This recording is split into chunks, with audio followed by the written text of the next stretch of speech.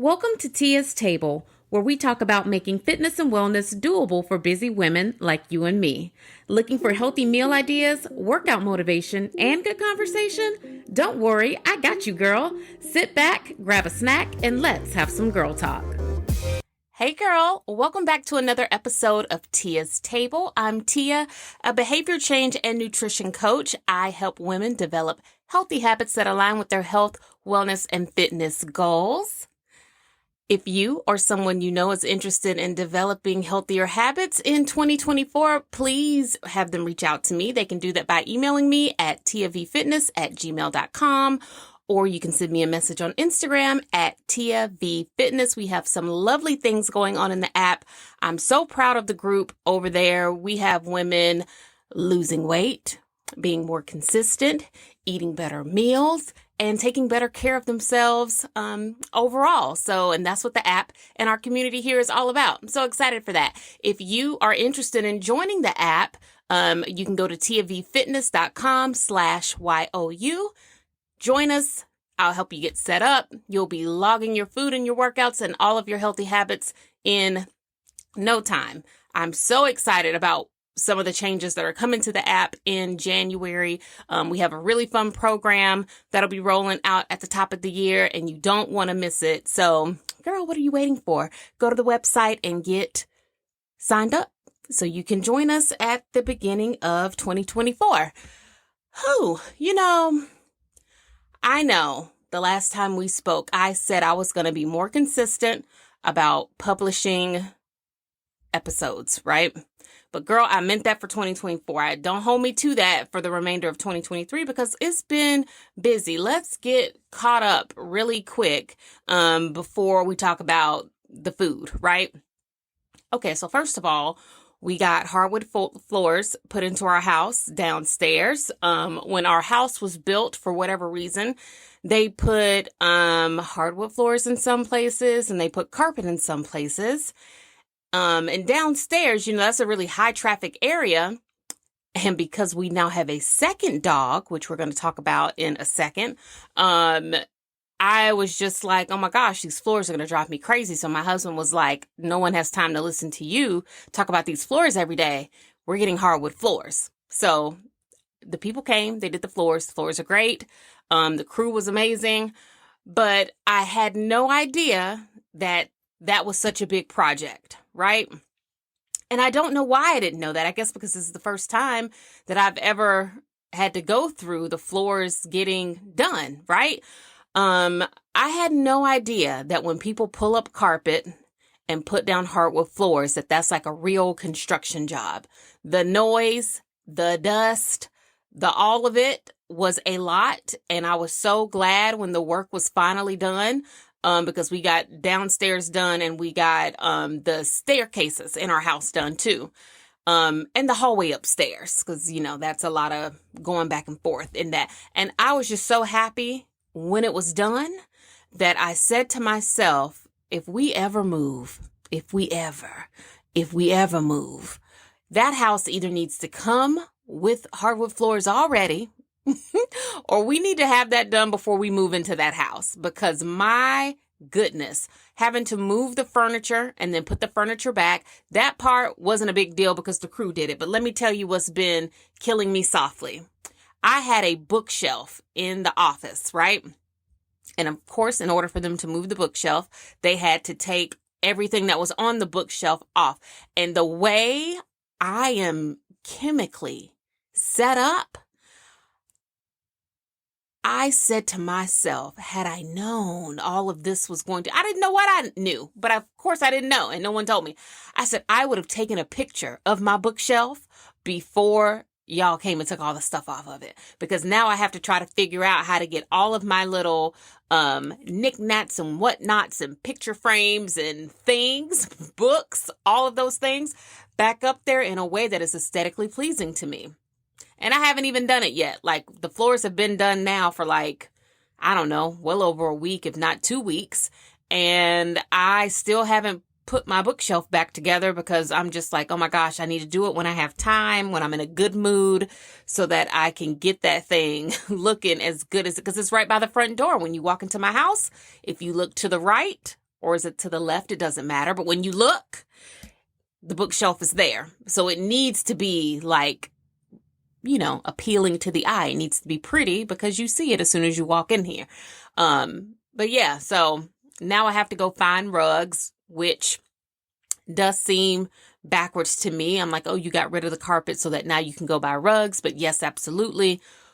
Got to go buy rugs now for my office space and the living room so that, like the coffee table isn't slipping and sliding all over the place. And when I'm sitting at the desk in the office, I do like for my feet to have a warm place to kind of rest, which I do wear house slippers, but still, it's giving it needs a rug. Like I feel like it looks empty in here now, and I feel like rugs kind of center spaces and it gives it more of a cozy feel. So I have to do that. So that was the first thing that took me off of my timeline with coming back to the podcast when I was supposed to.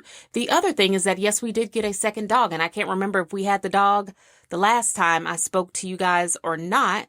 But if we didn't, we got a Rottweiler puppy. His name is Suge Knight. I call him Sugar. He is like a 2-year-old, like a toddler. It's like having a toddler. Well, we got him when he was a baby. So he was a sweet little cuddly teddy bear when we first got him. Now Sugar has grown and he's got a little size on him now. And he is like a little menace. He's like a 2-year-old menace. He is the child at the restaurant that won't let you be great and sit there and just eat your food. You've got to take Sugar outside because he's still getting potty trained, right? You've got to take him outside at least every hour and a half. If not, it's going to put you in a bad mood for the rest of your day. And so far, Sugar has been doing really well with his training. I got to say, for the most part, he is at least, I would say, crate trained. Like I would never leave him out in my house when I wasn't home because he's going to chew up whatever he can get his little mouth on. Like, for example, today I took off my shoes. I had on my little Sherpa, what is that? They're fur-lined Birkenstocks. And I took them off and I put them on a stool because I already knew what time it was. I'm like, oh, Sugar will come over here and he will put the shoe in his mouth because that's just what he does. So I put my shoes up high in a place that I thought was out of Sugar's reach. Well, now that Sugar does have a little bit of size on him, when he stands up on his back legs, like, ooh, he can reach everything. He took that shoe off that stool, and I mean, I caught him immediately with it, so there was no damage done to my Birks, which is good for me. But I was like, no, sir, not any of my things. Now, you can chew up everybody else's stuff in this house because they leave their things all over the place, and if you don't give your things a home, bad things are bound to happen to it, right? But for me and mine, oh, no, thank you. So certain things we do still have to work on with him, and like chewing up everything is one of them, which, he's a puppy, so we got to give him a little grace. But yeah, I've just kind of been in like puppy hell, actually, between walking him and Cookie, which is our other dog that everybody knows. Between walking the two of them, between trying to make them get along, and like all of it, I'm constantly doing something dog related almost all day until Sugar reaches that age where it's not like that anymore. When you first, it's just like having a newborn baby, right? You have to be on a schedule, feeding and walking them and doing all of the things until one day they're like a little bit more self-sufficient. If I had to compare it to a baby, I would say maybe until that kid is like, 4? I feel like at 3 years old, kids will still do some stuff they ain't got no business doing. But typically around 4, when they're like that pre-K, kindergarten age, it's kind of like, okay, so-and-so, depending on the child. I'm not saying everybody's kid is like this, but depending on the kid, you're like, okay, so-and-so, we can go out to eat. We can go to the movies. And I know you're not going to act a fool. I can go cook without being without micromanaging you. Like I can go step into another room and do something while you play in here. And I know you're not going to be in here turning my house inside out, right? Sugar is not there yet. Sugar is definitely, it's his mission to turn things inside out right now. So you just got to be watching him. And that has truly taken over my life, ever since we got him in October. So, I just take a lot of deep breaths and I just try to do the best that I can to not lose my mind in all of the puppy business of it all. But it has been a lot because, I already got 3 kids. So the one dog I felt like was enough. This other dog really meant a lot to my husband. And, who am I to keep you from living the life you want to live? If this is really important to you, like, yes, let's do it. I'm going to do this with you and for you. But I'm just waiting for Sugar to get to that place where, like, when we're just sitting around the house chilling, like, Sugar's just going to lay down somewhere and take a nap, and he's not going to be on a mission to put something in his mouth or tear up something. So, keep me in your puppy T's and P's because, girl, I need them. Sugar was trying to chew on my Christmas tree right before I came in here to record this podcast episode. So that's the kind of destruction I'm talking about. He knows no limits. He has no bounds. Everything is free game. So, keep your girl lifted up. What else has been going on? Of course, the kids were on a school break for Thanksgiving. They were out of school like all week. They just went back to school today and they are already counting down to their Christmas break, which I don't blame them because I'm ready for Christmas break too. So, we love a school break around here. So yeah, I think that pretty much, just the floors and the dogs. Girl, that was enough. If I didn't have nothing else going on, that was enough. And then, of course, also I'm trying to work on things for the app for 2024 so that it's more of like a rollout of things and I'm not trying to do things in real time. You know what I'm saying? Because that seems like the smart business lady thing to do. So yeah, just been a little busy. Let's talk about what is on my table, what's been on my table. 2 things. One of them is good for you. One of them I would advise against you eating it on a regular basis.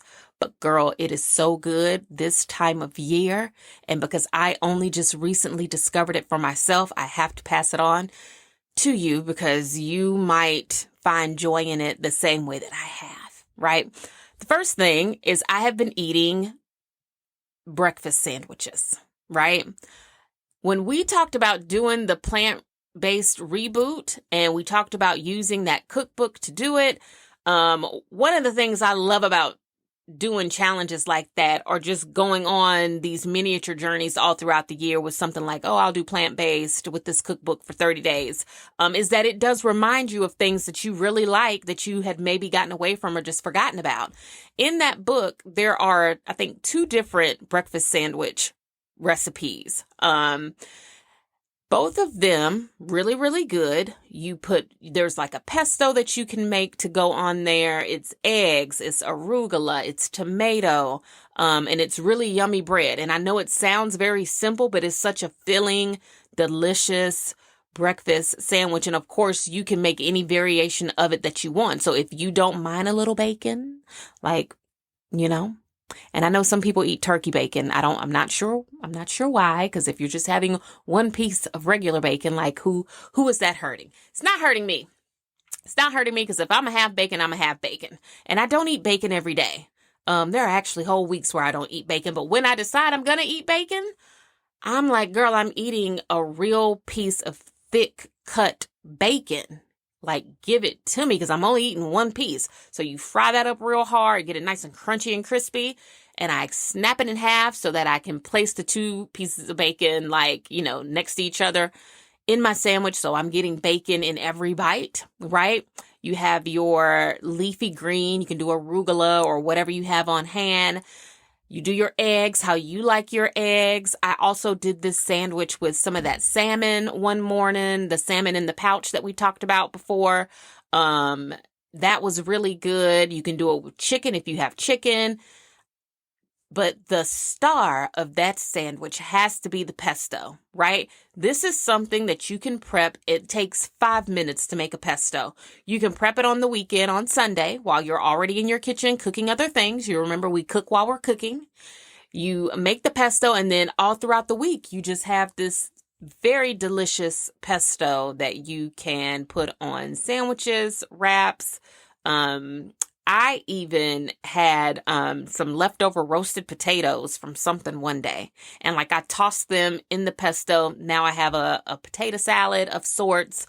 Um, just really good. That pesto was also really good on some roasted vegetables. When I did the roasted veggie goat cheese meal one week from the cookbook. I mean, it just goes with everything. Now, this is what I do for my pesto. And if you're on TikTok, there's a girl named Susie on there that despises store-bought pesto, so she makes her own, and her video got turned into like this thing where people were sharing like their crazy stories. And I identify with Susie in that I too do not like store-bought pesto. I don't like store-bought Alfredo sauce either.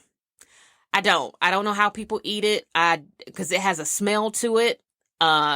And it doesn't really matter to me what brand it is. I feel like they are all the same. And it's super easy to make your own Alfredo sauce too. But anyway, back to the pesto. So for my pesto, I like using pistachios, but you can use pine nuts or whatever nuts you like. But I like a pistachio pesto. That's an idea that I got from the cookbook No Crumbs Left. But I do the pistachios, I do basil, and I do a lot of basil. I do the lemon juice, the extra virgin olive oil, and then I season it with kosher salt and black pepper. And I want to say there's some garlic in there too, that I do a little bit of like minced garlic in the pesto. And when I mean to tell you that it is delicious, it is good, and it makes a big impact on whatever you are eating it on. And because it's good for you, it's kind of like a guilt-free thing to eat. Now, when you are using something that's nut-based, some people are like, oh, but the fats. And I'm like, it's no different than y'all eating peanut butter. Peanut butter is literally like a creamy nut. You know what I'm saying? Like it also carries fats. But most people eat peanut butter because they are thinking about the protein. They are not thinking about the fats. Think about pesto in that same way. There's protein in the nuts, right? Does it have fats in it? Yes, it does, because you're making it with extra virgin olive oil. And then the nuts have fats in it as well. But girl, it's good for you and it tastes good. And it's going to help you eat really healthy meals all throughout the week. So I would say try it. If you haven't had a breakfast sandwich in a while, give it a shot. I mean, it's been great. And I eat my sandwiches on that same Arnold heart healthy multigrain bread because, as I've said before, 2 slices of that bread has 9 grams of protein and I think 6 grams of fiber, and it's low in calorie. Like it's great. It's amazing. Everybody should start stocking that in their pantries. Okay, so that's the healthy thing. And I hope you eat those sandwiches every day until you can't eat them no more. Girl, let me tell you about this particular meal that is going to catch you by surprise. But when I mean to tell you it was good, it was good. Okay, so my daughter is a noodle connoisseur. That girl will eat any kind of pho, ramen, anything. It doesn't matter what's in it or what the flavor base is. She's at least open to trying literally all of them. So one week, I can't even remember when this was, but it was within the past month, definitely since I talked to you last. She was like, yeah, when you go to the grocery store, can you just get me like all of the ramen, Mom? Just get me one of whatever they got in there because I just want to try them all. And I was like, okay, no problem. So I go to the grocery store. I'm getting all of the ramens. And I had seen this particular ramen flavor before, but I had just never tried it based on the flavor that they have on the front of it. And it was chili. It's by that very famous ramen company that everybody eats, right? And but it's the chili flavor. So it's the green packet of noodles, right? So we get that. We come home. She literally tries all of the other flavors I got her first. One day she finally decided to try the chili. And she was like, oh, I don't know if I'm going to like it, blah, blah, blah. And I was like, well, girl, like how bad can it be? And if it is bad, then girl, it was only 30 cents. So it's okay if you don't like it. We made it, you guys.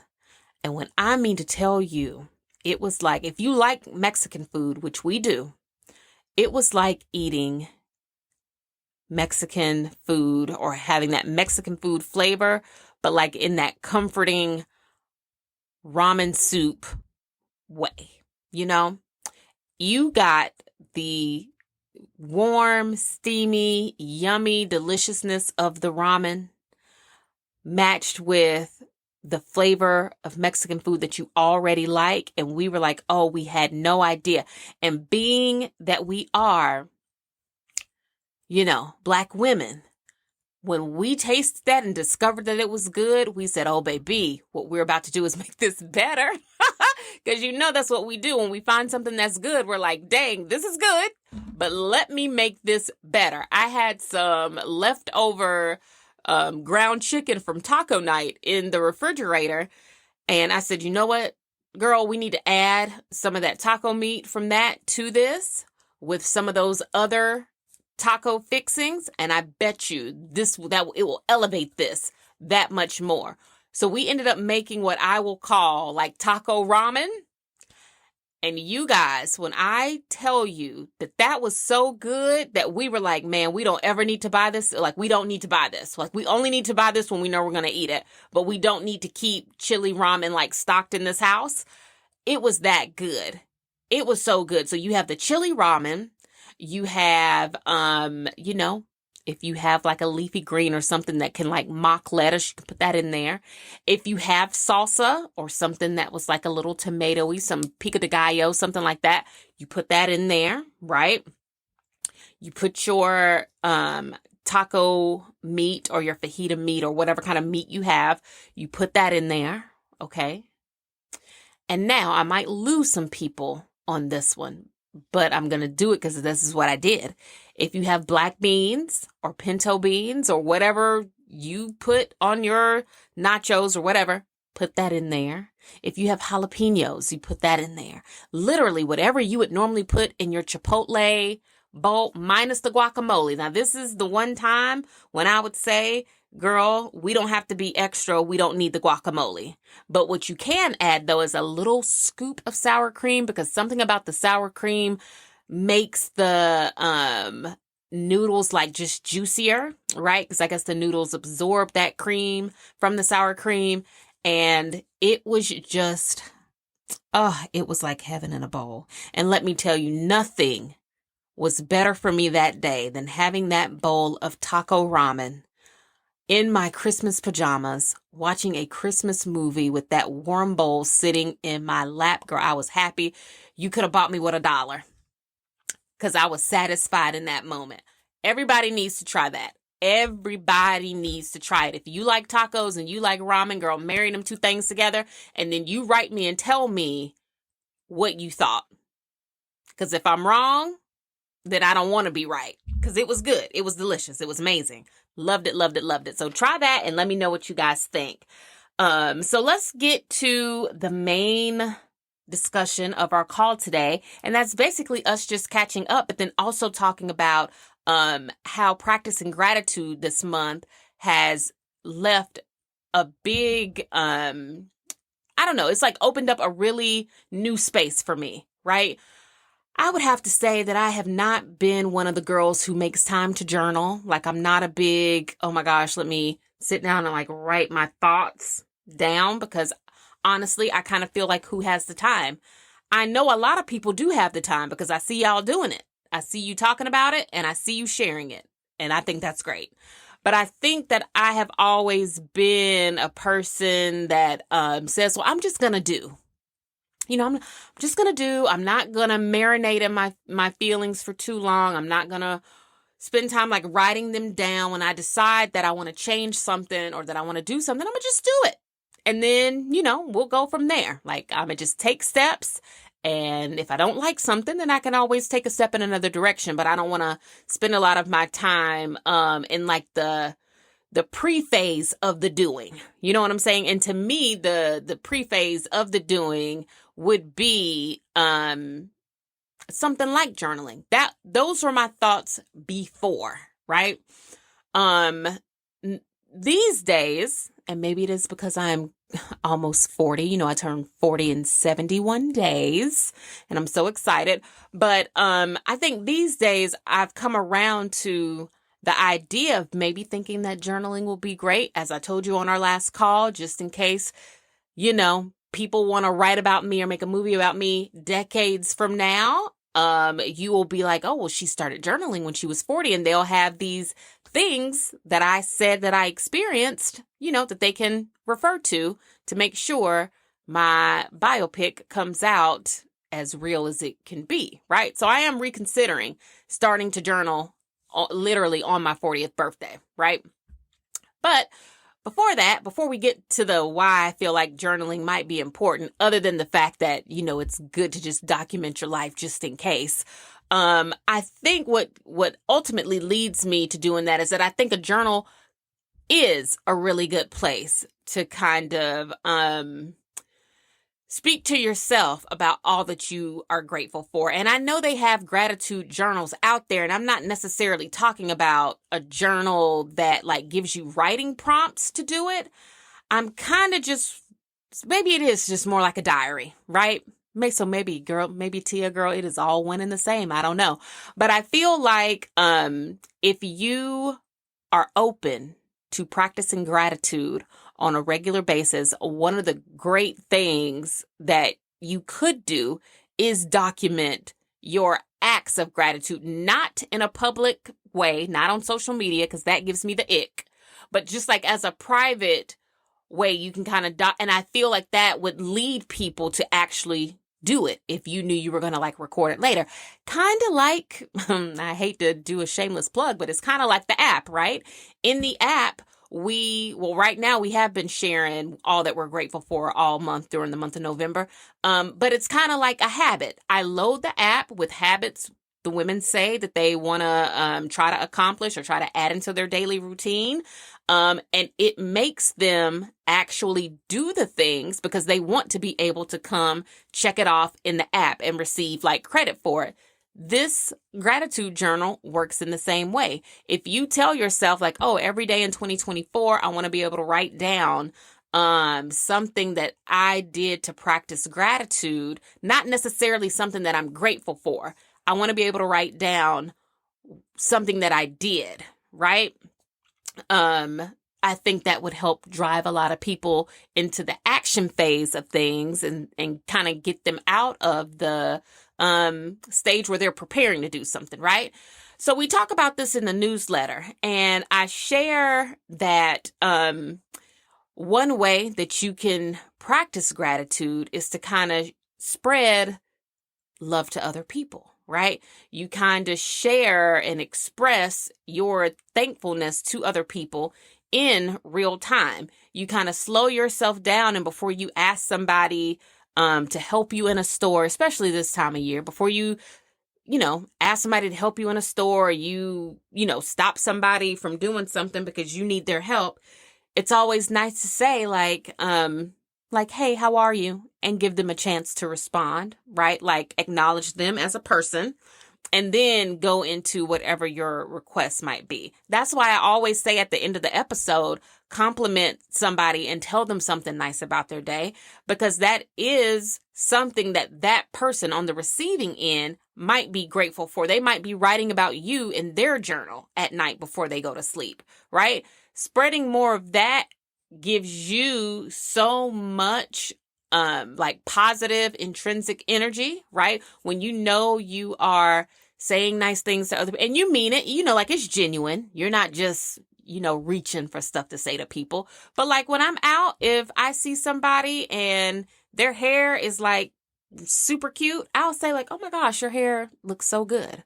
Or if I run into one of the girls and they've got like a beautiful complexion, like her skin is just like glass, it's so pretty, I'll say like, oh my gosh, like your skin is beautiful. Or I especially try to do it with the younger people who are out working like these retail jobs or like the food industry jobs, because I know that's not the last stop on their train. Like these girls who are like 19, 18, 20, maybe they're even teenagers in high school. I don't know. You know that when you see them, this is not everything to them. They're about to go to college or they're about to enter the working world. Maybe they're going to trade school or whatever. So you want to help build up their confidence by complimenting them, because we need strong women. And I think when women are used to hearing nice things about themselves, it does put them in a different headspace. When you're used to hearing people say nice things to you, I think it gives you a certain level of confidence. You hold your head up a lot higher. It doesn't necessarily mean that the woman is a bad person, because I know maybe some generations that came before us would say, oh, she thinks she's all that, or it don't compliment her too much because you don't want to blow her head up. No, actually it's the opposite. And maybe people who don't have a daughter at home, maybe they can't relate to this or identify with it. But when you are raising a girl, you want to make sure that, like, when she leaves your house, she is confident. She does know how to use her voice. She does hold herself at a high esteem, because when she has that in her, she's going to be a lot less likely to take any crap from anybody, right? Or she'll have standards. She might not know it, but she will have standards. And when things come to her that are the opposite of like softness, care, love, compassion, and all that, it'll be so like obvious to her, because she'll be like, oh my gosh, like I've never like this is not familiar to me. And that's what you want. So whenever I'm saying, like, spread gratitude, give people other things to be grateful for, or give people a reason to be grateful after you have had some type of transaction or engagement with them, that's simply all that I mean. I mean to give people, first of all, give people a chance, right? Especially this time of year, we always assume the worst about customer service. And some people do have bad customer service, right? But let's at least give them a chance. First, I think when we approach situations with the attitude or with the guard up, we have already in that instant kind of lost, in our minds, we are not practicing like the best form of being grateful or, practicing gratitude.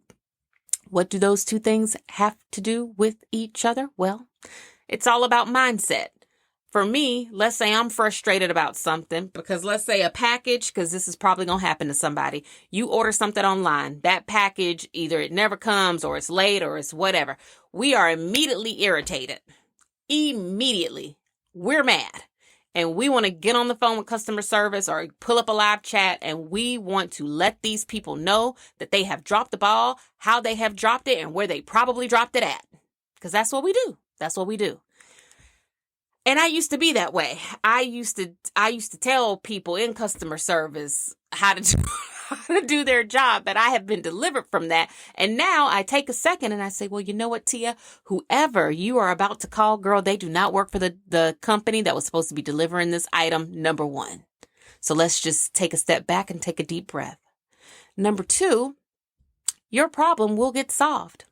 So instead of getting an attitude and calling this person with, your, I don't want to say that word, but all ablaze, right? Instead of calling that person all upset, think to yourself, there will be a solution to this problem. I am going to focus on the fact that I am grateful to even be in a position to be doing this online shopping, and to be in a position where if I have to wait a couple days for them to send me out a new one and deliver me another one, like, that's okay. I am thankful that I am in a position where if these people have to refund me my money, I can go ahead and repurchase the item or go in store and buy the item once I'm refunded or whatever. Like, I'm going to choose to be thankful for the control I might have over this situation, instead of being mad about the thing that I am not in control of, and that's UPS, FedEx, or whoever not bringing my stuff to me, right? I'm going to choose to be thankful and grateful for the things that are under my direct control, right? I'm going to focus my energy on the things I can actually do, instead of focusing my energy on that which I cannot change. We can't do nothing about them people not bringing us our stuff. But what we can do is just call, report it as lost. The package was never delivered. And then we go from there. We take the steps to correct, even if it is an inconvenience to us. We have to say, you know what? This is an inconvenience to me, but I am thankful that I am in a position to be able to get into my nice warm car, stop at Starbucks on my way to this place, go in here and rectify my issue by either buying another item or getting my money back or whatever. All is not lost all the time. And I think we have to keep that in mind in the preparation phase. Like when you are thinking of ways to practice gratitude or become more of a grateful person, or if you are thinking about maybe working towards having some type of a mindset or attitude shift, practicing gratitude in a way that has action in it, I think can be extremely helpful, right? And you would have to read the newsletter article to get like the fuller message on this. But I will say that I noticed a shift in myself when I started doing this. Like when I started being patient with other people and I started just being grateful that, I'm just glad the people at the customer service place, girl, I'm just glad you answered the phone because these people didn't bring my package and now I need a refund. I'm like, thank you. Thank you for coming into work today. And thank you for not having an attitude with me, even though you can tell I'm upset. Thank you for being more understanding of my customer service request or complaint, and not, have an attitude yourself. Like, thank you that this did not have to get escalated to someone's manager or supervisor. Like, I feel like shifting your mindset and starting to think of things from another person's perspective really is, in some way, it's kind of healing and it is definitely helpful. Imagine yourself in other people's shoes. Would you want someone speaking to you like that? Would you want people blaming you for something that you really didn't have no control over? Would you want people expecting the most from you? Would you want people being extra with you? Would you want people telling you how you gonna go do something, what you can do and where you can do it? No. Would you want people talking with their hands and rocking their neck like I'm doing right now, recording this episode? Would you want people doing that? No. You always want to give people, and I think that comes from your own energy and how we approach things. And sometimes you will approach people in situations with the best of intentions, with the purest heart, and you will be in the right headspace, and you still gonna get loud at back. You will. That will happen. And even when it does, I say to myself, when that happens to me, well, I'm so thankful that I got to get this off of my chest. I'm grateful for the opportunity to come and speak my piece. And now that I've heard how you responded to that, I can move forward and take the next step on my journey of gratitude. Coming from a place of peace and practicing gratitude regularly really does change who you are, right? It really does help shape you and change you in a way that is so absolutely positive that it will make you take better care of yourself. It will. It will make you take better care of yourself. You will think about treating your body really well. You'll just do it naturally because you are in that grateful space. Like, I'm so grateful to be able to even get up and go do this. Like, I'm grateful that I have the time. I'm grateful that I have the mindset. And because of all of that, like, I'm going to follow that gratitude up with action by actually doing the thing, right? Hopefully that helps someone and you can kind of take that with you into 2024. Now, as for the journaling, I think I might start journaling on my birthday and start keeping like a diary. I never did it as a teenager, probably for good reason.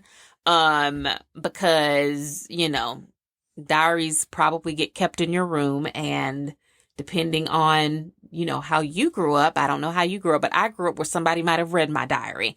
So I did not document my life as a young person, and that's probably for the best. But now, as a grown up, I'm like, yes, absolutely. Maybe when I turn 40, I will start keeping, some sort of a journal. I guess we call it a journal because we're grown ups. We don't call it a diary anymore.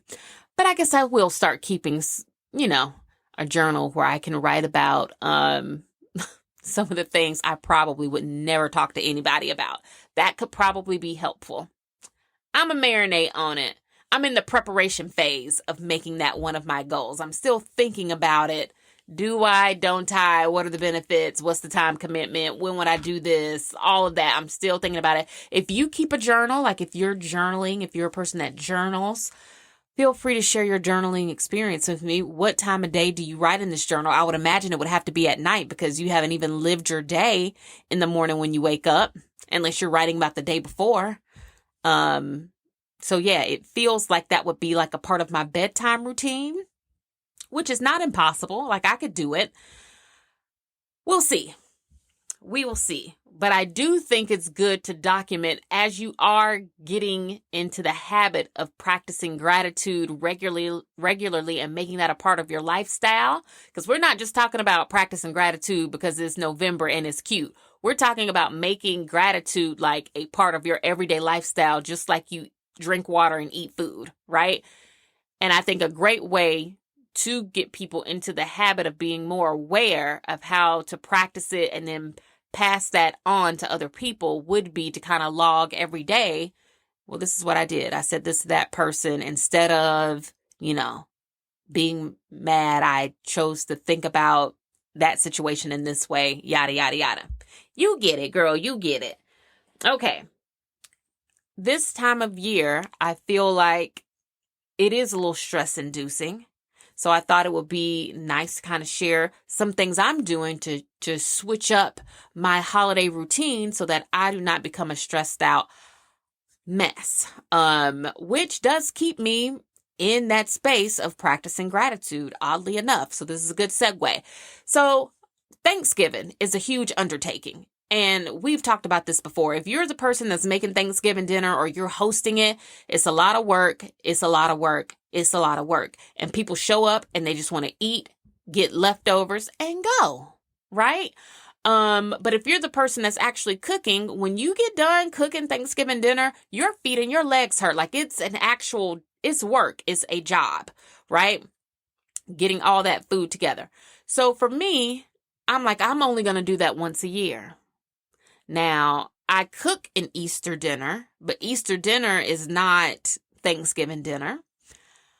I make a New Year's Eve or New Year's Day, like I do the traditional like collard greens, black eyed peas thing. But again, it is not Thanksgiving dinner.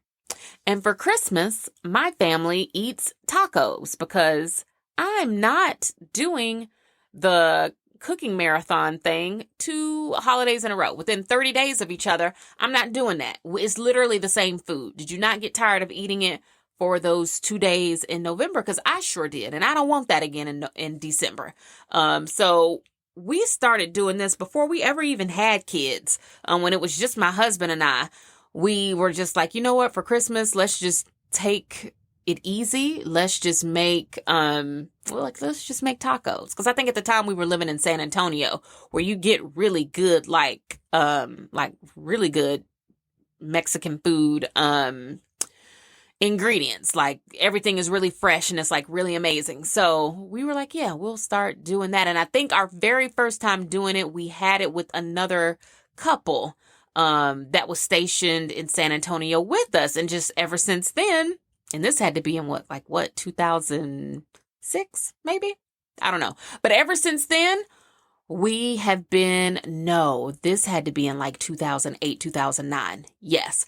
But ever since then, we've been having tacos for Christmas. And now that we have kids, it's literally the best thing that I've ever done. One of the best decisions I have ever made, was to let go of the idea that Christmas dinner had to be a traditional feast.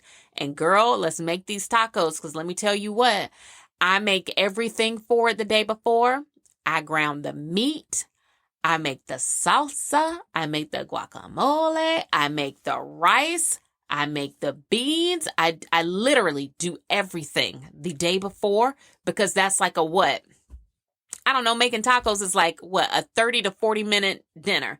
But I do make everything from scratch. So like I am making all these things myself, but like, girl, it's nothing. It's clean all the produce, chop it all up. Most of it goes into some type of food processor, blend, pour it in a bowl, put it, like season it up, put it in the refrigerator. It's so easy and it's so quick. So I make everything the day before on Christmas Eve. It goes into the refrigerator, and Christmas Day, after we have opened gifts and, everyone's all aglow from their new things. At some point, someone will come to me and say, like, when is it going to be time to eat? And I will say, let me go pull out all of the taco things and set up the taco bar, and you can eat whenever you get ready. So you can have a nacho bowl. You can have tacos, you can have quesadillas, you can make this into whatever you want, but here are the fixings. Here are the ingredients, and do what you want with it. Now, last Christmas, I do remember making Christmas breakfast because I felt like, if I make breakfast, then that'll hold them off a little bit until, it's time to eat dinner. But typically, I think last year might have been the first year I ever even made Christmas breakfast, right? Because I'm like, I don't want to cook. I'm tired. By the time I have made all of that Thanksgiving food, because this is a stretch of time, right? It's like a full court press. Thanksgiving starts the full court press of cooking, baking, breaking all that stuff down and putting it in your refrigerator, and then fighting to the death with your refrigerator until you decide to throw that food out, right? You're playing Tetris in your refrigerator. You get rid of that stuff. Your kids go back to school. Now it's holiday parties. It's holiday concerts. It's this, it's that. And by the way, you got to shop. You got to wrap that stuff. Here you go. Now they're back out of school. They want to go ice skating. They want to go to the mall. They want to go to the movies. They want to go to... So by Christmas Day, when I mean to tell you I'm tired, I'm tired. I'm the mom in the bonnet and the robe, sitting on the couch, smiling at my kids, putting batteries in things. I'm like, baby, bring it to me and I'll put some batteries in it because mommy is tired. I've done enough. So to keep myself from being that tired this year, girl, this is how I'm about to reduce my stress and take some things off my plate. Number one, and the most important, we don't cook Christmas dinner. Girl, you make whatever your family likes as quick and easy.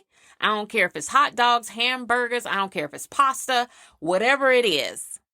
Let go. Be flexible in your thinking and let go of that spirit that says, girl, you got to make that Thanksgiving dinner all over again. Because, girl, you don't. You don't have to do it. And everybody's going to be happy because Christmas is about the love, right? It's about the time spent together. People want to say it's not about the gifts, but it's about the gifts for the children.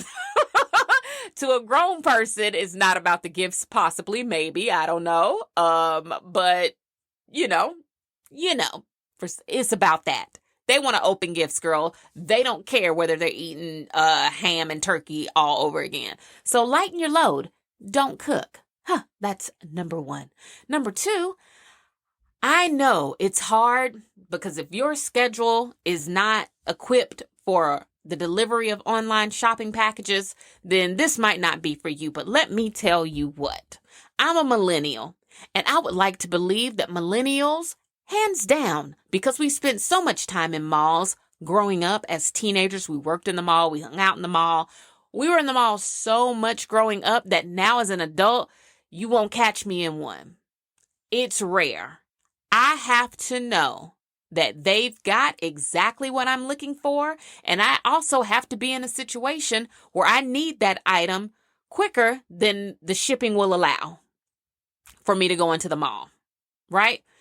Every now and then, my husband can talk me into going to the mall to like shop. So like if I do go to the mall, it's for like either the Nike store. It is for like Lululemon. It is probably for, girl, that list was real short. What would I go in the mall for? I think the last time I went to the mall, it was to look at a purse in person before I ordered it online. And after I saw it in person, I was like, yep, nope, the reviews were right. I don't want it. It was that. But yeah, I don't really go to the mall anymore. I online shop for everything. And that has reduced my amount of stress during the holiday season because I'm not out there in the crowds, in the lines. I'm not in the parking lot circling and circling, looking for a spot. And I know that shopping in the mall, especially if you've got access to a good one, like here in Atlanta, we got good malls, right? So if I wanted to get that Christmas spirit that being in the mall gives you, I could go get it. And I understand that for a lot of people, they get into the holiday spirit by going to the mall. They've got the mall decorated. They've got the Christmas music playing. You're out there shopping and that gives you your Christmas vibe. Get it. For me, my Christmas vibe is I'm sitting online in my house in my warm, fuzzy Christmas socks and my Christmas PJs, drinking coffee that's got a little bit of Bailey's in it out of my Christmas mug, right? I'm sitting here and I'm going down these Christmas lists, adding things to my cart. I pay for it, and in 2 to 3 business days, somebody's going to come drop that stuff off on my porch. And it's like the best thing ever. I did not have to stress myself out. I did not have to fight the good fight on I-75. I did not have to, squeeze in between people in the store. I didn't feel like I need to hand sanitize myself and baptize myself in soap and water when I got back because the germs are out there and they're germing. I didn't have to go through any of that. I got to online shop and keep my peace and my sanity, and it reduces my stress during the holiday season. If you are still going to the mall for everything that you are buying during the holiday season, girl, my hat's off to you. My hat's off to you because I could never. And that might also be a sign that I'm getting a little older, and I love that for me. Now, this last one is something that I'm practicing this year for the very first time. Last year, I remember talking to my best friend about like Christmas and like all the stuff. And we ended up talking about wrapping presents. And I said to her, I was like, well, yeah, I got to wrap presents. And it must have been either the night before Christmas Eve or it must have been Christmas Eve day. And I was like, yeah, I got to wrap presents. And she was like, well, how many do you still have left to wrap? And I said, left? I was like, oh, like muffin, because that's what we call each other. I'm like, girl, I have to wrap them all.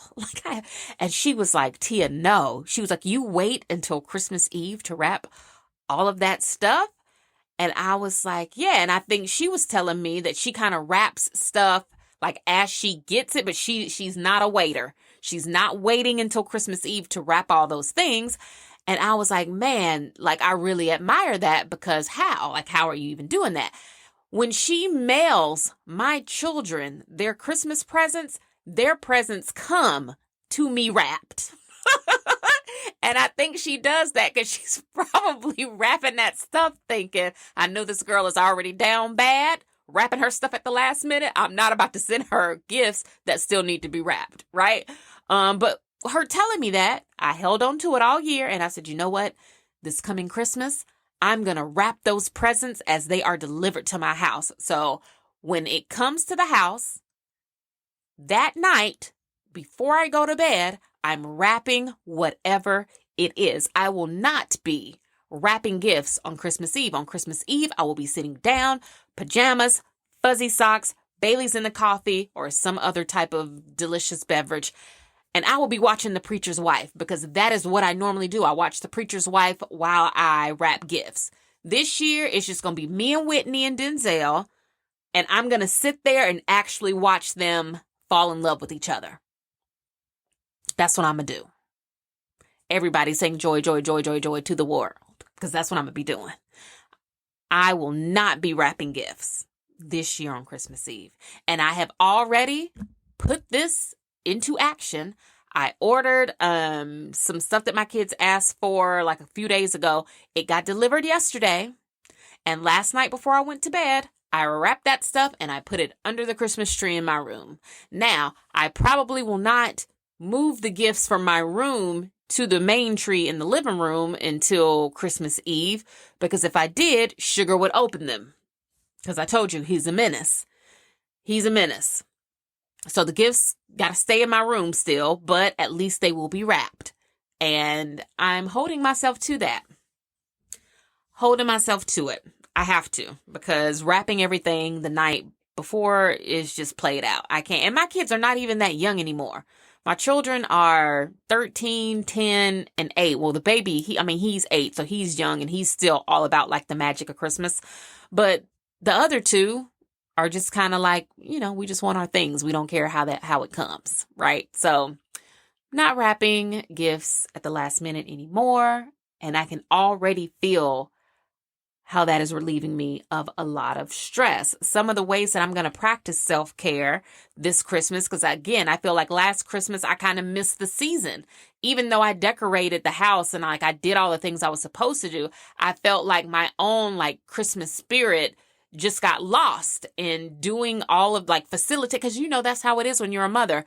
You spend so much time making sure everybody else is enjoying and having and doing that you forget to kind of really dive deep into the things that you like to do or that you might want to do. And this year I refuse to let that happen. And I have already started practicing my holiday self-care, which looks a whole lot like, number one, wearing all of my Christmas pajamas. And I have a wardrobe of Christmas pajamas. So I've been wearing them and I have been loving that. I have been wearing my holiday fuzzy socks. I have been watching my holiday movies. I can't tell you how many times I've already watched The Holiday, and it's not even December yet. So I love that for me. I still have to start watching Almost Christmas. That's a movie with Danny Glover and Monique. It's so good and it's so funny. So I've got to watch that and start getting that into my rotation. I've got to watch This Christmas, obviously, with is that the one with Chris Brown and Idris Elba? Yep, that one. I've got to watch that one. What other? I watch The Family Stone every year. Even though that one's a sad one, I feel like you got to do it. We've already watched Elf, so we'll probably watch that one a couple more times this holiday. We've already watched Christmas with the Cranks. Got to watch that one every holiday season. So see, we're starting to do our thing. We're watching all of the Peanuts special, so we'll probably start watching the it's Christmas Charlie Brown or whatever it's called. We'll probably start watching that one here pretty soon, and then the Rudolph special with Hermie the elf. I don't want to make toys. I want to be a dentist. Him. We're gonna watch that because we watch that every year with the snowman. So yes, I'm going to make sure I'm wearing my PJs and watching my movies, and I'm going to make sure I do holiday activities. And this is typically where I drop the ball. So every year I say, oh my gosh, I want to go ice skating. And there are several places to go ice skating in this area, but I never end up making it out there. So I'm like, this year I want to go ice skating. Every year we go look at Christmas lights, but this year I think I want to try going to maybe either Callaway Gardens or the Botanical Gardens in Atlanta. But let me tell you, the Botanical Gardens in Atlanta, I've never been. I really need to look them up on Instagram to see what those installations are looking like, because I pulled up the ticket prices for that. And for a family of 5, by the time we pay admission, we park and all of that, that is looking like it would be about $200 to walk around and look at Christmas lights. And I feel like there's got to be a better way to get the feels of the Christmas lights without doing that. I'm like, how do these people sleep at night? So it's either that or I'm going to make it into a date night for just me and my husband, and we will go. So again, I don't think my kids even care about that. I think that's just something I make us go do every year. And I think they do enjoy it. But see, again, that's a tradition that started when we were living in San Antonio, because in San Antonio, there are drive-through neighborhoods where, you pull up to the neighborhood, you pay maybe $8 for your car to drive through the neighborhood, and every single house in the neighborhood has some type of holiday light show happening, right? And it takes you about an hour and a half to drive through the whole neighborhood because it's a long line and everybody's moving slow. You can change your radio to tune in to some whatever, and you get the Christmas music that goes along with the route that you're driving. Super cool. And it is amazing to me that there's nothing like that here in Atlanta. Why they don't have that here? Because that's perfect. And what I used to do is I would pack really yummy snacks for the kids, and I would make them hot cocoa. and we would just ride and look at Christmas lights. So I'm trying to find that same thing here. So I might have to save the botanical gardens for a date night, because absolutely not. We would get into that botanical gardens, and within 20 minutes, those children would be saying, I'm cold, I'm tired, I'm this, I'm that. And I would be like, oh no, baby, you're about to walk through this whole garden and see every light, because mommy paid $250 for us all to get in here. And now that I've given these people that money, we're walking and we're seeing all of the bulbs, each and every one. So we'll see. But I want to ice skate. I want to see the Christmas lights. And I have been wanting to do some type of cookie swap, or I don't know, just something fun with a group of ladies. And a friend of mine that lives here already like planned something. And so I'm going to just go to that and check that off my list as one of my like holiday fun things of the season. So I'm focusing more on making sure that I'm actually doing the stuff that I want to do, while I'm also creating memories for my kids based on the stuff that I know that they want to do. So moving on to the workout report. You guys, I feel like I have been working out all year super hard, and I do feel like I'm tired, and I do feel like I have hit a wall. But I also know that when you feel like that, that's when you got to keep pressing, right? So I've talked to several different people, and I've gotten opinions about like the best thing for me to do as far as like cardio is concerned. And people have different opinions about what helps you burn fat, or what you should do along with your weightlifting program in terms of cardio. One guy told me I should be doing HIIT intervals. He was like, you should run as fast as you can for a minute, then completely stop running, let your heart rate come back down, and do it again, and do that like for 7 to 10 rounds, right? So basically for 7 to 10 minutes, you sprint. And I'm like, okay, I mean, I could probably do that. I mean, I have done it. I can't say that it's my favorite, because once I start running and I start hitting a good stride, it bothers me to stop. So I don't know that I'll keep doing that, because I just don't like it. If I'm running and I hit a good stride, I want to kind of stay in it. I don't like the whole start and stop thing, but that was his opinion. Then I follow a bodybuilder on TikTok who was telling people that the best thing you could do for cardio is to put your treadmill on an incline of 8 and a speed of 3 and walk that for as long as you possibly can, which tracks with the girls earlier this year who were doing the whole 12, 3, 30 thing, incline of 12, speed of 3 for 30 minutes. So that might be a thing. And actually, I know that that works, because when I was doing that leading up to my trip to Mexico, I felt like I did see a significant difference in what I looked like when I was doing the whole incline speed thing on the treadmill. The next thing is the Stairmaster. So one of the ladies using the app, we talked about using the Stairmaster, and she shared something with me that she had found or read or seen online. I can't remember if it was like a social media thing or like a newspaper thing. But she shared something with me about how people are, getting back to the Stairmaster and using that for the burn that it gives. So I've been doing that twice a week. The Stairmaster is no joke. It's definitely like she's not easy. But I've been able to maybe stay on her for a significant amount of time, and I would like to believe that every little bit helps. So I've been doing like a mix of these things just to kind of see if and how my body is going to respond, which takes me all the way back to the fact that when people say, oh, all you need to do is get 10,000 steps a day, like, girl, yes, I think for overall wellness and health, 10,000 steps a day is great. And I think based on where you are in your fitness journey, 10,000 steps or more a day will definitely help you see weight loss a lot quicker.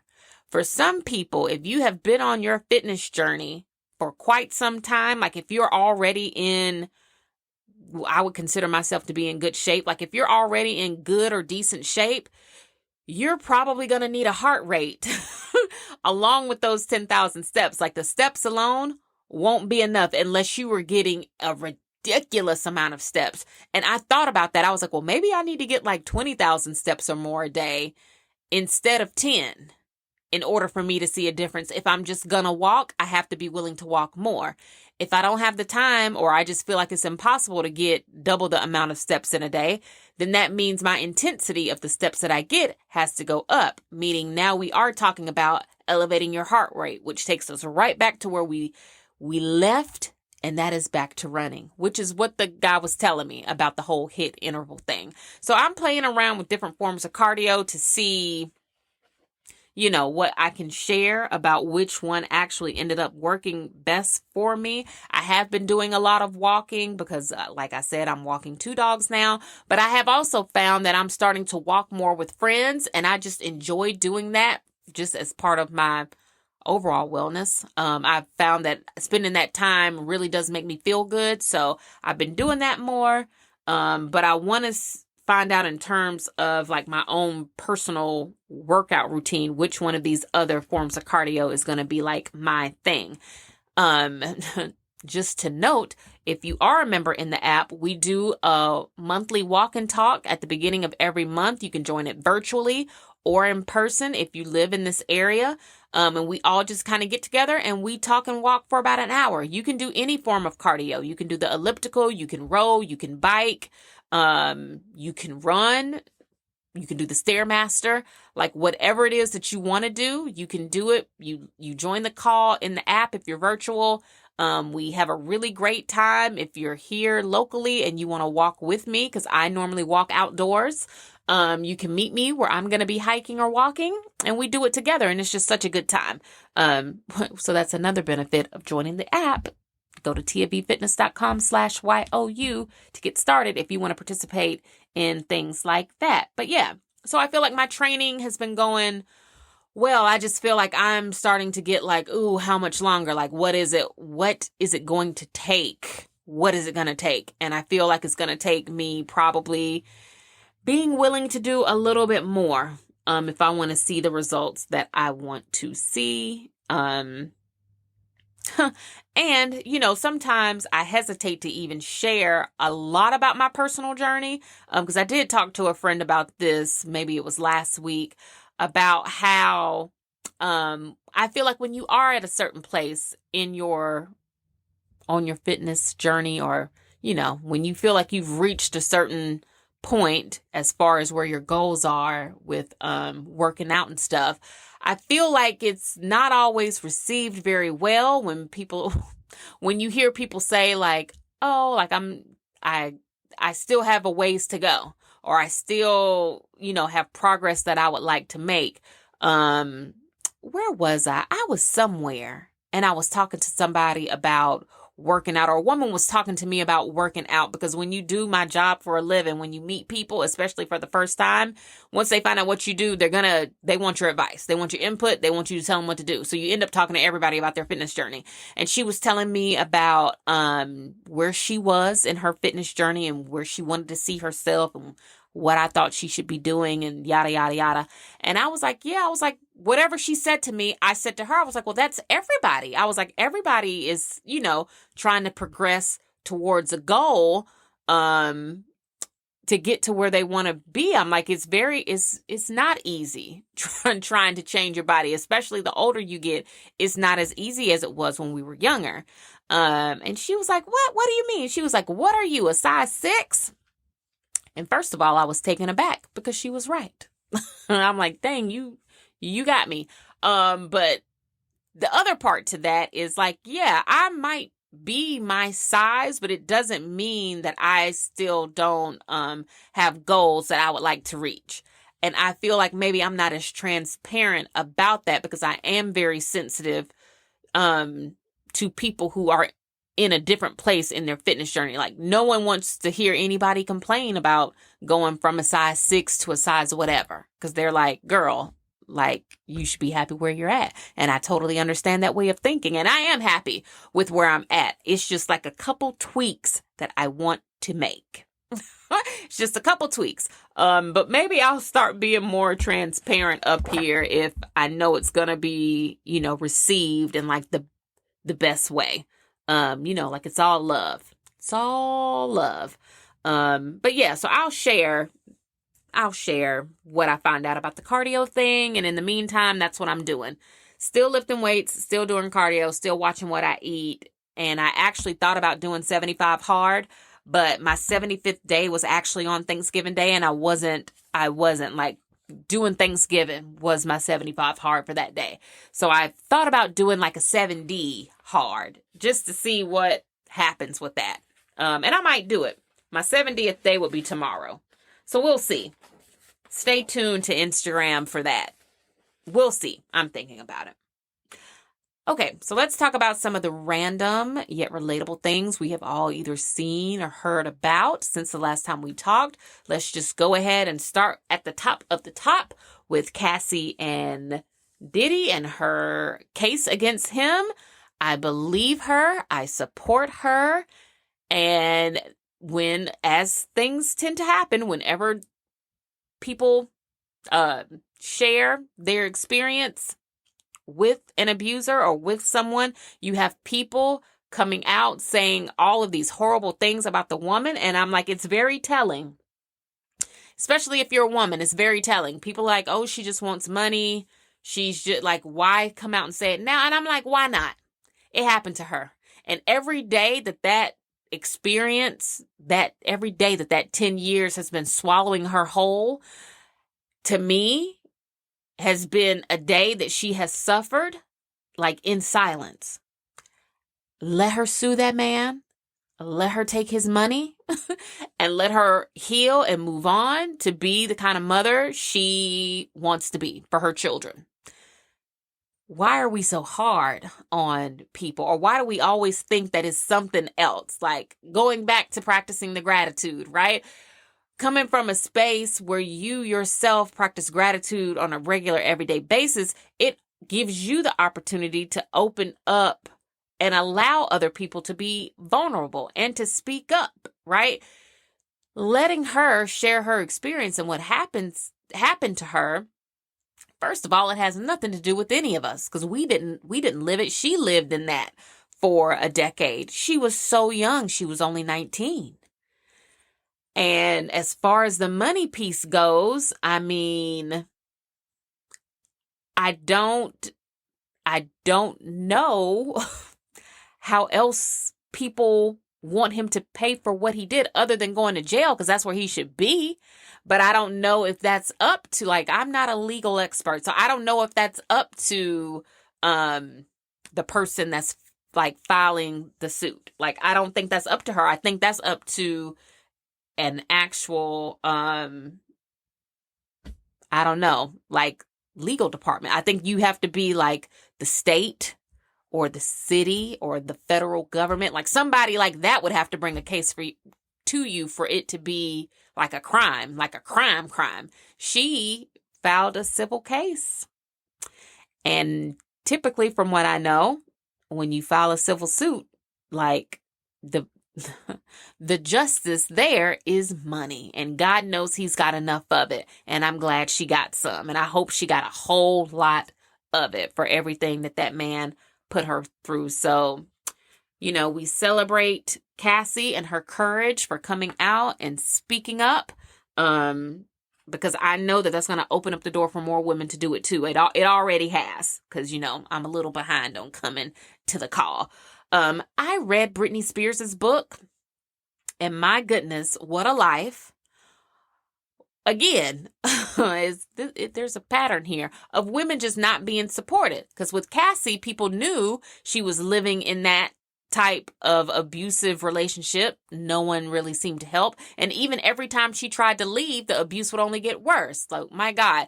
Honestly, when I read what happened with Cassie, my heart was literally broken. Like, for a couple days, I was just like, my God, that explains why when you hear her song, and I always thought this even before she sued him, I always thought, I'm like, you know what?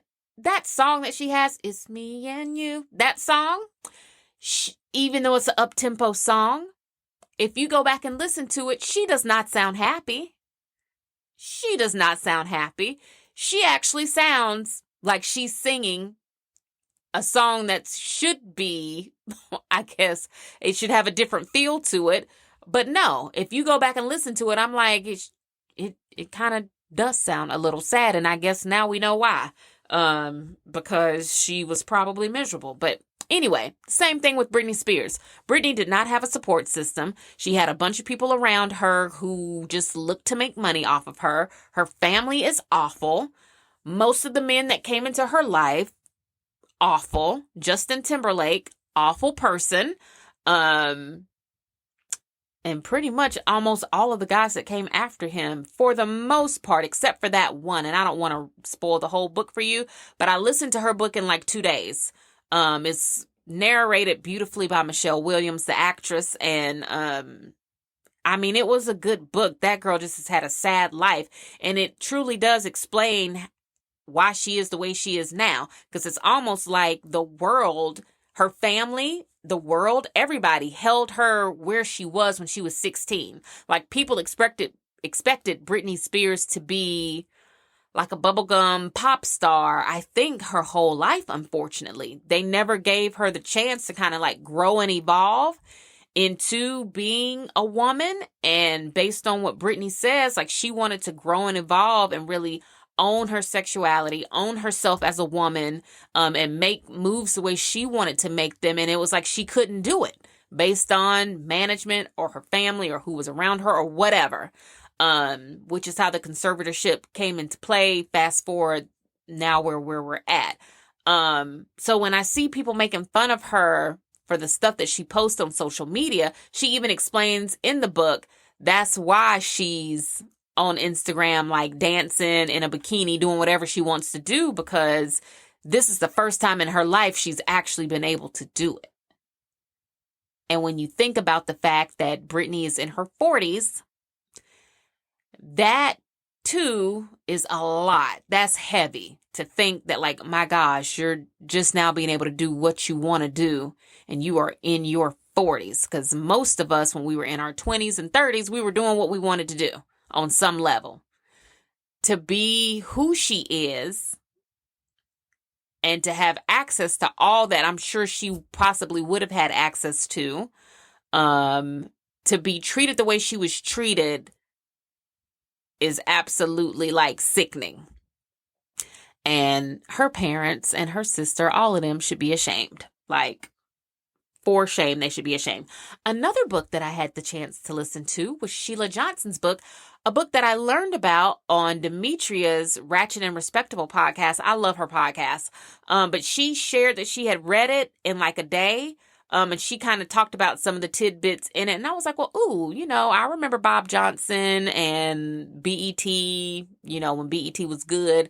I remember all of that. Let me read this lady's book. Well, let me read this lady's book so that I can see like how BET got its start and all of that. And my goodness, Miss Sheila Johnson lived through just about everything. She got married when she was young, which I don't want to spoil it either, but she went through some really hard things, like trying to have kids.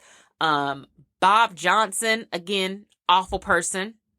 Right up there with Justin Timberlake, awful person. And she was married to him for a very long time. It's a story of, I would say, learning from your past mistakes in a way that allows you to be triumphant on the other side. So she acknowledged, like, when things started going left, and I think once she got a little bit older and she was like, oh no, we're not doing this no more. She started making decisions that lined up with more of her gut instinct and the woman that she wanted to be and the woman that she wanted to become. And then like things just turned around for her. And now she's successful in her own right. I don't want to spoil the whole book for you, but if you have time, I listened to her book in one day. That's how good it was. And she reads it herself and she has the most soothing, like, comforting voice. So it's an easy listen. It's full of juice. If you want to hear about like the tea and the juice, if you like that kind of thing, it's in there. Read and listen to her book and let me know what you think. I watched all of the episodes of The Crown that just got released pretty recently.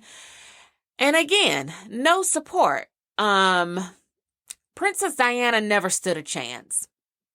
She never stood a chance. From the moment, I think that her and, well, I guess he's King Charles now, but, from the moment they met until the moment she died, there was no support, no help from anybody. Everybody is to blame, except with the exception of her children, because those boys, if this depiction is accurate, they loved their mom down. Like, she was a great mother and she was everything to them and they were everything to her. She had the queen, of course, who didn't like her and definitely plotted whatever. She had her ex-husband, the king, who was apparently in love with Camilla the whole time and made her life a living hell. So you had her. You had them in their relationship. That could not have been easy for her. Then you had this new guy that comes into her life, orchestrated by his father. His father is the reason that single-handedly, his father killed him and Princess Diana. Spoiler alert. Sorry. I might need to put that in the description of this episode. He's the reason. Because you shouldn't be orchestrating your son's love life, which his son was, well, is that rude because he's no longer with us? Maybe I'll reserve what I was going to say. But he was in control of his son's life. He was in control of his son's life at a level that is just highly inappropriate. And he single-handedly is the reason as to why both of them died in Paris. Because he sent paparazzi to follow them because he wanted the newspapers to have images of his son with this woman, because he wanted to elevate, like he was a social climber, or he was at least trying to social climb for his son. He wanted his son to be a more prominent fixture in society, and he thought that him having a relationship with Princess Diana would do that. What the father didn't know, though, is that she had already broken up with him before they died. His son proposed, and Princess Diana was like, come here, baby, let me tell you something. And I even texted a friend and was like, she literally broke up with him like she was lecturing a child. She was like, baby, come here and let me explain something to you and your relationship with your daddy and how it is not becoming of being a grown man. And I want to be with a grown man, not with a man that's still doing everything his daddy says. That's basically what she told him. And she wasn't wrong, right? So yeah, I'm like, so even down to her death, I'm like, there was never anyone there for her. I think that woman that she talks to on the phone that was trying to get her to come back, once Diana was like, yeah, I don't want to be with him. I think that lady had her, her best interest at heart. But I mean, I don't know. They've got more episodes coming out. The last episode finished with the famous funeral procession scene of the boys like walking next to the casket. So we'll see what these last few episodes are about. I think they're going to be about Prince William's rise to fame. Apparently that's what the trailer had a lot of Prince William in it and like girls going crazy over him. So I hope the last episodes are more like a fast forward, bringing us all the way to Prince Harry telling them where to go and what to do. I hope it follows it all the way up to, Kate Middleton's time, her getting married to William, and then Meghan coming in and marrying Harry moving to California. Like, I hope it finishes it all the way up and it doesn't just kind of like leave us hanging at a certain point, because I would love to see how they do that story. Mainly, I want to see how they show Meghan to make sure they don't mess it up. So I don't know. Check out The Crown if you haven't. I also started watching First Wives Club. It's really cute. It's really funny. I read on Threads, which is like, the suburban Twitter. I read on Threads that some people don't like the First Wives Club, and I don't know why that is, because to me, when I watch that show, yes, some of it is a little over the top and extra, but for the most part, I'm like, oh no, this is what a group of friends probably wishes they could be like. You wish you could be that open and that close with a group of women without feeling like your business is gonna get out. I think some people don't like the way the characters have been written. But I'm like, no, I think those kind of women absolutely exist. You just might not be friends with any of them. But I think, those types of women do exist. They may not be your friends, or you may not be comfortable in their space. Because I find that if you're a person, and I'm this way, like I'm more of like, not that I'm private, I just don't talk a whole lot about my life with people who I feel like I don't know enough about yet, right? So like I really have to really trust you to talk to you about my real life. And I think when you meet people who are the opposite and they're super transparent and really open, just like right off the gate, that is a struggle. It's like an energy push and pull, like some type of force is there. I really can't explain it to you. But if you're like me, then you know what I'm talking about. If you're a person that doesn't really like spill all of your business all over the place, then when you encounter a person who is more open and free and transparent, you feel like it's a lot, which I think if you're like that, then you might not like this show. Even though I'm like that, I like the show because I'm like, dang, that shows me that there's still some room for growth for me and it's not too late. But I love the show and I've been enjoying it. I'm still on season 1 though. But it's been getting great reviews and I think it's been trending on social media, and the show is on Netflix. Paris Hilton's it's not new, but the next season of her show is coming out. And I don't do too much reality TV as far as certain things go. Like I don't watch Housewives. I don't watch Married to Medicine because I don't want to see women older than me fighting about stupid stuff. So I don't. What I like about Paris's show though is that it's what reality TV should be. It literally follows Paris. Like it followed her, I think dating and like getting married, right? Now it's following her as she enters into motherhood, right? And it's funny, like she's funny and it's chill. It's no drama. Like sometimes her mom can be a bit much, but I'm like, I wouldn't expect anything different from her mother, to be honest. And sometimes her mom can be a little hard on her too, but Paris is very pleasant and she's got a very even keel, unproblematic husband and they're really cute together. It comes on the Peacock app. Highly recommend you check that out. Dolly Parton was on TV a few nights ago. She was a halftime show, I think, for the Thanksgiving game, maybe. And she had on a Dallas Cowboys cheerleading outfit. And y'all, she looked good. Somebody told me that Dolly Parton was 77 and she doesn't look it. Dolly got up there with those girls and she could have easily like mixed and mingled in the crowd and you would not have known that lady was 77. And I know what you're going to say. Well, Tia, that is because she has had a lot of work done. Well, guess what, girls? Dolly admits herself that she's had a lot of work done. And I think she's even said some of it she wishes she would have just chilled out on it a little bit. With that being said, she still looked great. At 77, to even have the courage to put something like that on and get on primetime television, I love it. Now, Dolly sang her songs. She sounded really good. She walked back and forth on that stage, holding on to that plexiglass wall behind her, and I enjoyed her performance. Dolly Parton also gives free books out to like small children. So like if you're pregnant or you have a small child, I think she still does it. If you go to her website or whatever, go to her website and I'm sure the information is up there. Put in your name, your address, like just register for it. And like every month your baby will get a book in the mail. Cause I did that with my kids when they were babies. So love Dolly Parton. Love to see her stepping out and not letting like her age keep her from doing the stuff that she wants to do. Put on that cheerleading costume, Dolly, and sing your songs. Jolene, Jolene, Jolene. Okay, and lastly, as we like to do here, let's go ahead and finish up with the Renaissance, because like she told us at the concert, the Renaissance is not over. So if you do not care about any Hive news, this is where we can say goodbye. Love you to pieces, girl. I'll talk to you next time. But if you care, girl, you know I'm going to see that movie. You know I'm going to see it. I go see it Thursday night. I'm so excited.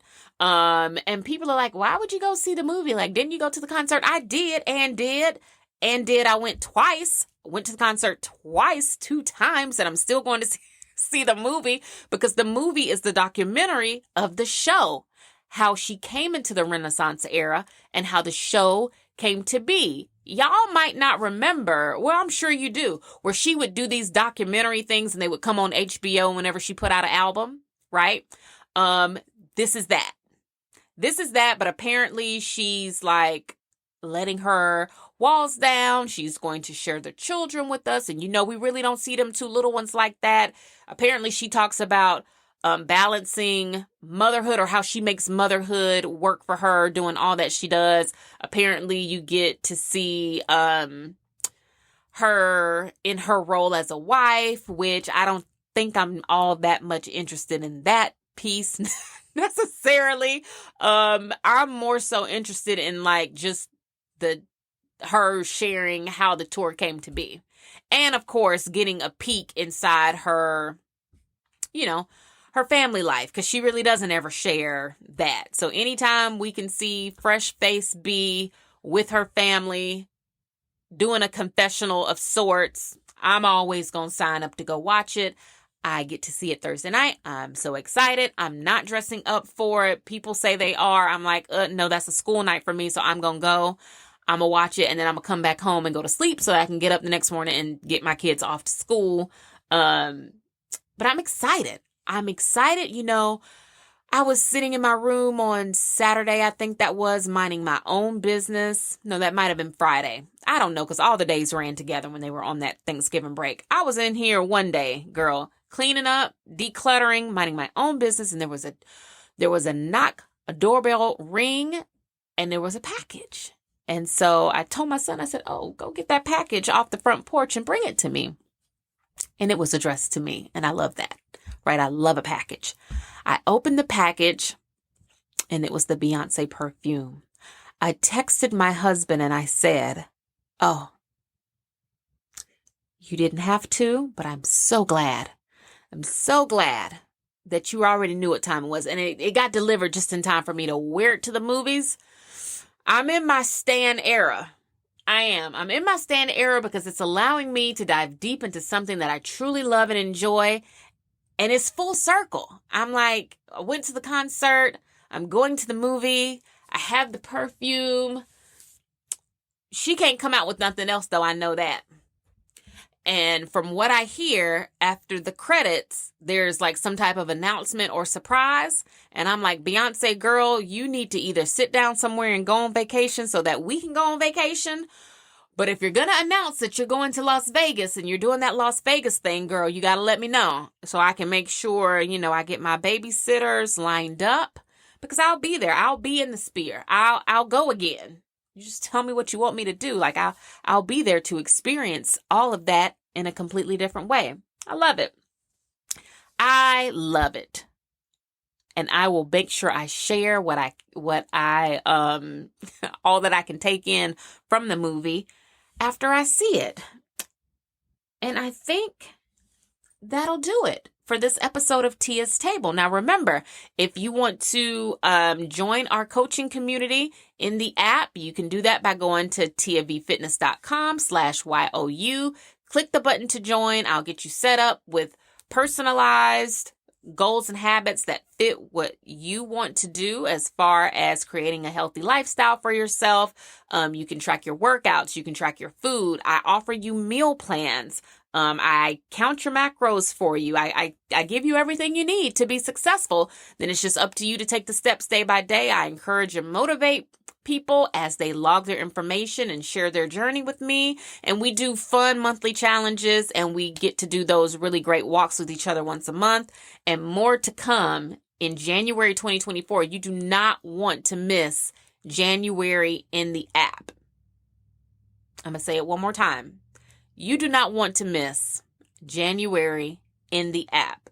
The women who are in the app in January will have a very strong foundation to go after their goals for all of 2024. You will not be able to walk away from that app in January saying you're still confused about anything, because you're going to know it all. You will know it all, and you will have all the tools and resources that you need to be successful. So I'm so excited about kicking off a new year over there. Message me if you have any questions about that. Remember, when you're out, compliment someone, spread love, practice gratitude, say something nice to make another woman's day. Remember, don't compete, don't compare, don't complain. What God has for you is for you. And never knock another woman's hustle, because we don't know what it took for her to get to where she is. So less of the shaming, more of the loving. I hope you guys tune in for our next episode, which will absolutely be in December, definitely before Christmas. And hold me to it. I'm serious. I'm for real. I'm gonna be back before those kids go on their holiday break. I promise. And then in 2024, I'm planning to really do some special things with the podcast. So I hope you stick around for that. I think that's it. So enjoy the rest of your day. Move your body in a way that is meaningful to you. Eat really healthy, delicious meals. Drink your water. And I will talk to you next time. Love you, girl. Bye.